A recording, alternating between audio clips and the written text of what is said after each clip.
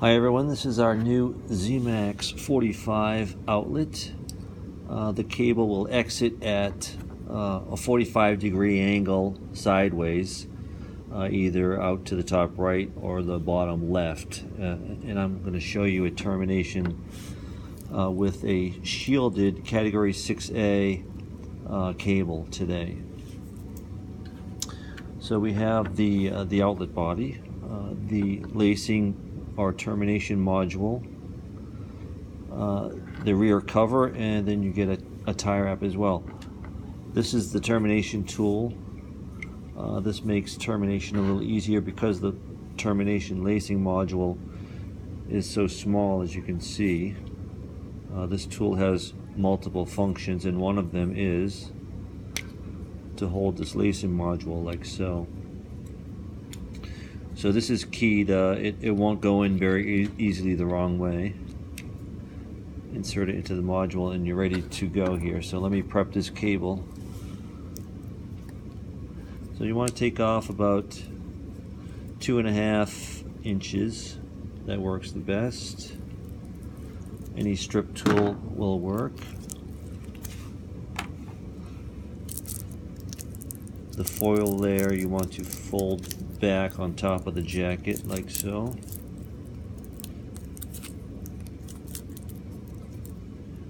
Drain wire in this case gets folded back. I'll show you what to do with that in a moment. Remove the mylar layer and the center separator. Just be careful not to nick the conductors.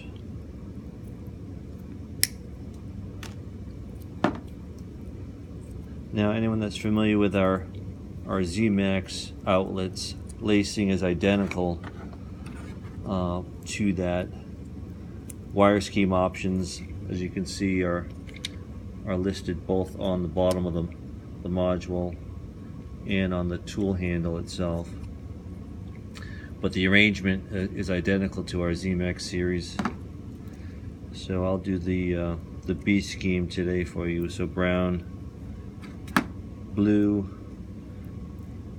green, then orange.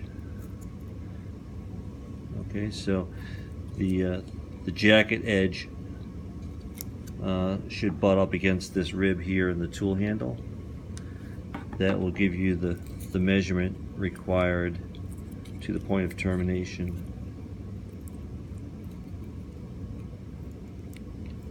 So let me lace this here for you. White conductor, if you're right-handed like me, will be to the left or away from you from this point of view.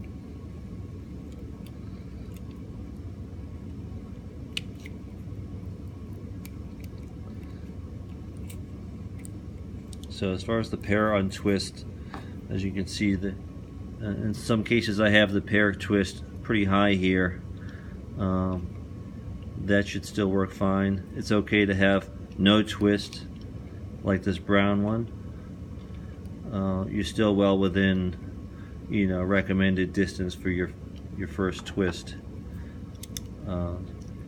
So with the bigger cable, if you're using 22 gauge, I probably wouldn't recommend having that first twist so high. So in that case, you may want to untwist that one more time and lace in like this. That'll make termination a little easier. So once that's laced in, you can remove the module by either pushing up on the cable, or you can grab the back end. Just be careful the conductors do not pop out on you. Flush cutters at this point are recommended. I wouldn't recommend using electrician scissors, but if you cut fairly flush with the scissors, that should work as well, but it's best to have a pair of these diagonal cutters or flush cutters on hand. Okay, at this point, you're going to use the termination tool. So it works best if you load your outlet body into the tool like so.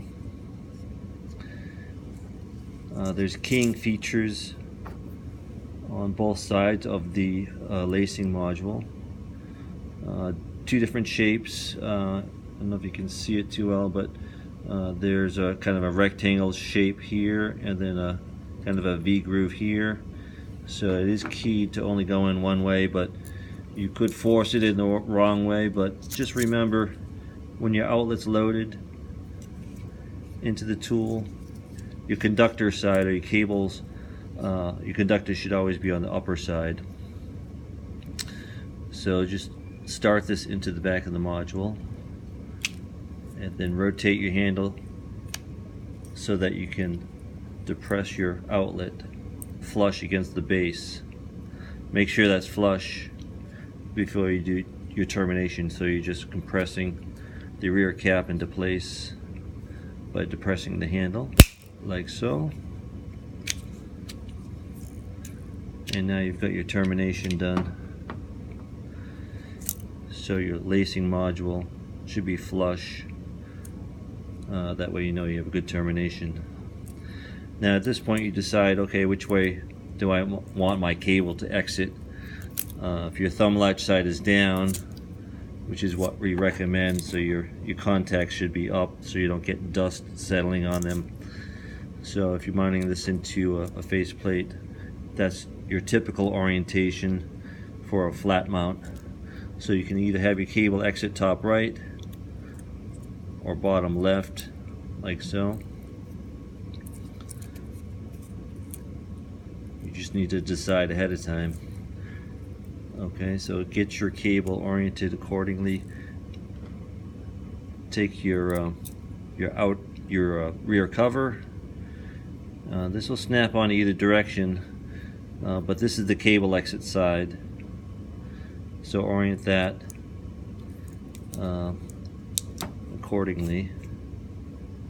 Make sure your cable is roughly in the right position. Start your cap, press that into place. And then now you take your drain wire. It works best now to wrap this drain wire at this point. Either direction.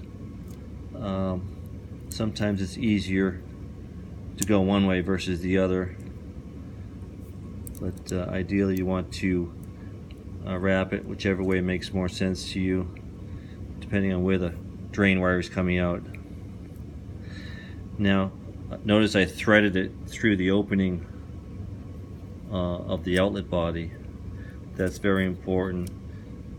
So wrap that around into the same spot where the tie wrap is going to go. Oops. Okay. Make sure that's in the same exact location and laying flat as best you can before you insert your tie wrap. Your tie wrap is going to compress that against the cover and the body to give you the best transfer impedance for your ground path. And you do want to cinch this down as tight as you can with your fingers, with your hand. You can position the knot of that tie wrap anywhere you want. It's usually out of the way on this side, but it's up to you. Cut off your excess.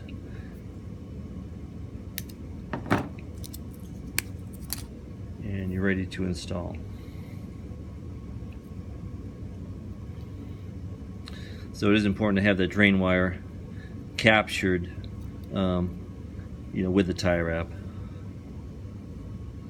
like so. Okay, so removal, you can re-terminate this up to 4 or 5 times. You will need an extra tie wrap though. So just cut off your tie wrap. You can take a small screwdriver to wedge it into the slot here to pry that cover off. Unravel your foil, or in that case it broke off, but now you're just pulling this apart. There's no latching feature like you may have seen with our ZMAX. So if you can grab this with your fingers tight enough, you can pull that fairly easily. Oops, in this case the cable is so short it pulled down on me, but you get the idea. Now if you're having trouble holding on to this, there is a feature in the tool. It's hard to see, but there's a little ridge here on the leading edge of the tool.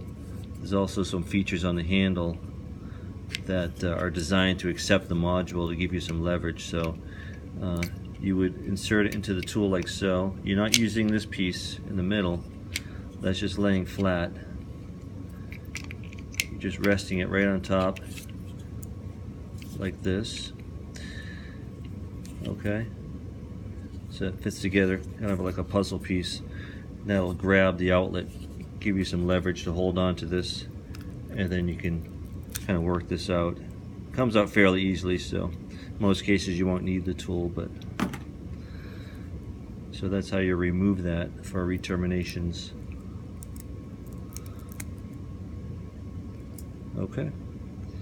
Any questions? Look us up, Seaman.com, and or call our tech support line. We'd be glad to help you out.